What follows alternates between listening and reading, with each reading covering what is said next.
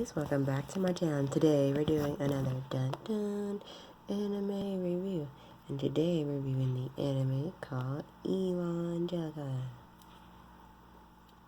Sit back and relax, let's get started. In the year 2015, the world stands on the brink of destruction. Humanity's last hope lies in the hand of NERV, a special agency under the United Nations, and the Evangelion are giant machines capable of defeating the angels who held Earth's ruins. Genki Igura, head of the organization, seeks capable pilots who can synchronize with the Evangelions. Hopefully I'm pronouncing that right. Realizing their true potentials, aiding their defenses endeavors or talent. Personal Mikaso Kirigi, head of technical operations, and Risuko Agi, chief scientist.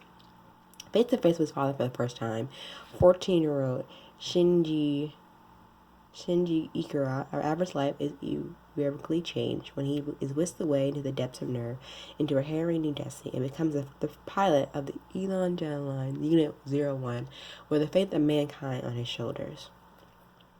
This series has 26 episodes long. Each episode is 24 minutes per episode. It's rated PG-13, and let me introduce you to the rest of the cast. Let me find a better picture. This is Shiru Asuke. This is Ame Rei. This is Ikari Shinji. This is Akio Ritsuko. And this is Keiota Mitsuko. There we go. There's a better picture. And these are the cast for the anime series. Now, let's get started with this, because Evangelion is also called Shiki Evangelion in Japanese. Hopefully I am pronouncing that right. Sorry if I'm butchering it. I would give this an 8.4 out of 10. Because I don't really go in the whole mecha of anime precisely, because it's not really my forte, but I was recommended to review this by one of y'all, by my lovely subscriber, so I will do it. I have seen a couple episodes of this, so I'm not really, I've seen the whole series, I should restate, but I'm not a big fan. Mecha's not my forte, considering this is a mecha action drama, psychological sci-fi anime. And Neo Evangelion is probably the most debated anime in history. Some will argue that there are numerous hidden messages in the show, while others argue that it simply plays up a certain plural ideal logic of the world. Wherever the case may be, this anime established itself as a hot topic in anime for well over a decade. When this first came into a manga and it was published in Shonen Art magazine from February 1994, its purpose was to raise awareness and public interest in the anime version to be released in October of the following year. The animation is very well done, considering the time it was made, especially it was made in 1995 through 1996. The color palette used for the show was decidedly bright in many ways, and at times it contrasts well with the serious tones of the story. And the characters were well designed for the most part, but the real breakthrough in terms of the designs in this anime were the angels and the other characters in the series pushed the boundary of mecha design anime to a new level, something which no other show has ever done before, and during this time could achieve. It wasn't afraid to show enemies who had no visible relation to humans, something that was a rarity in those days. The animation in the show is generally very fluid, although there are some notable flaws that actually don't impede on the enjoyment of the show. The sound is very good in general. The voice actors in Japanese are very good and are able to deliver a great depth of emotion than the American counterparts. Sorry, guys. The effects used are also quite good, but never really stood out as much. Partly because of the overwhelming visuals, and partly because they are generally stock effects. The music is generally good throughout the show, with a mixture of classical and other styles scattered here and there. I'm trying to find a better picture of the cast, kind of. There we go. You see the angels behind them. Sorry, guys. One of the most memorable things in this anime is the theme tune. Overall, the songs were changed due to the studio Team Tokyo, who felt this would confuse and alienate most of the audience. Instead, he set it on what would become one of the most popular anime tunes in history. A Cruel Angel Thesis was performed by Takashi Yuko, and the characters. This is where, in this series, the anime kind of fails with the characters. Prior to making the Genesis Eon, especially since, how do I say this without giving too much away? They only focus on a particular character because while the creator for the series had suffered from depression for a while, and he reflected the depression, the mental illness on his characters to reflect the struggle against mental illness.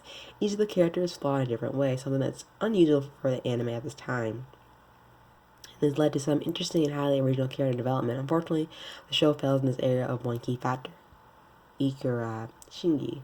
For many people like myself, the main issue we have with the show isn't the story or the animation or the sound, it's the character, and particularly Ikura Shinji.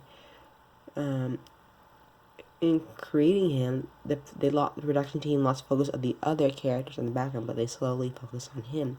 He's not your stereotypical human. He, like Hero, he isn't courage or handsome or intelligent. He even considers himself weakless, and you see that throughout the series that they try to pinpoint. The show focuses so far on him that they fail to adapt the other characters, who became a more simple plot device for his development and not enough for the characters around him. He's not a bad character. Is that the one problem is that you can only stomach so much of this unjustified self-pity before you want to slap some sense into the person at question. It wasn't that I didn't understand. It's just that they failed to depict him as an object of pity, and instead he came across as a whiny, self-pitying, attention-seeking, and generally loathsome person. And as for the other characters, in particular Rei and Akaska, they did get a certain amount of development throughout the series. Unfortunately, though, the characters as well as the rest of the cast were overshadowed by the amount of development given to Shinji. I actually quite enjoy the concept behind the series. It made a nice change of pace. I did, however, have some issues with the convenience deals as Masa of Unit 01, as well as a number of coincidences that were scattered throughout the series.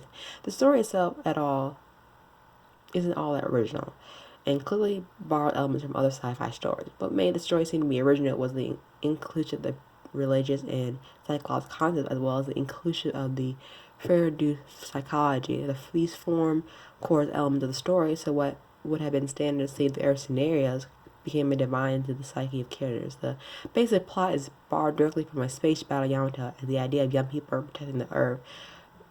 So there's that. Unfortunately, the story breaks down. Let me zoom in. Unfortunately, the story breaks down into several places. Anno tries to make a show that merges all perspective into one single view, and while he managed to achieve this in some measure, he failed because he focused too much on one character in particular, so that the extent the other no options were ever considered. And then another area where the story breaks down is the issue of religious symbolism. Many fans believe that this show is taken directly from religious beliefs, in particular Judaism, Christianity, and Kabbalism. While the names used in the show may be true to those religions, though in many cases the manner in which they reference is usually actually based on Anno's own definition rather than the religious viewpoint, something that Anno has been heavily criticized for. In truth, the religious symbology used in the show was only really used to give a serious edge over the giant robot anime. One of the plot hole that I noticed, without giving too much away, is like when the people who the main character meets along the way, isolated attitude, and then the reaction towards it. It's always anyone who watched the series felt sympathetic towards Shinju. However, due to the convenient plot device using Unit 101 I mentioned earlier, they need Shinji to be a pilot. So what effectively had the leader of a militaristic organization who feels that little for the others, and as a teenager was supposedly mental instabilities. This being the case, why isn't genuinely forcibly dosing Shinji with meds to make him more compliant? If your purpose is to protect the Earth and its people from tapping by extremely powerful beings, and you're basically a selfless person with your own agenda, then conscious or parental instinct don't come into it. His simply do was necessary, not what anyone else says. It's interesting the whole psychological angle is only really supposed to align to Shinji, isn't it? And then not like to other characters like Jinro, who has toned down because the actors have drawn too much attention to themselves and other convenient plot devices. Even though it's tough to rate a show, but according to Anno, it is a normally well-rounded person that wouldn't learn anything from the show. Hold on, guys, sorry. And then the show would have been great. Unfortunately, the glaring flaws in the plot, coupled with a lack of development amongst other characters in comparison to Shinji himself, I only found the show to be mediocre, and it was kind of a letdown because I'm trying to venture into other genres of anime, and I thought this would be the top one when I used to watch this before. There have been many cases where things you can learn from the show are juvenile at best. Many of older fans of the series have a tendency to view the show through the rose-tinted lens of nostalgia. And while this is not a bad thing, it happens the ability of the view of the show objectively. Many of the younger fans, on the other hand, have a fiercely loyalty to the show and have a tendency to react harshly to any criticism to the show. And the unfortunate side effect of this is that the show has gained a certain notoriety that could be done without. And many people who watch the show for the first time do this with a certain preconceived notion already embedded in their heads. Overall, it's a classic, and it could be, redo or rebooted over the series if they choose to, and to maybe flesh out more of the character as a whole. Overall, I didn't mind the series. Just give it 8.4. I just wish they do choose to reboot the series, which I hope they do. Comment down below if they think in the comment section they will maybe hopefully reboot the series and flesh out all the characters and maybe focus less on the main character of the series. And comment also down below which character from the series is your favorite, and what do you think? Did you catch all the symbolism in the show itself?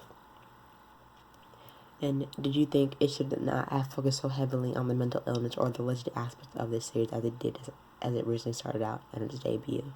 Thanks for tuning into my anime review, and I'll see y'all again next time for another dun dun anime review. And I'll see y'all next time. Bye.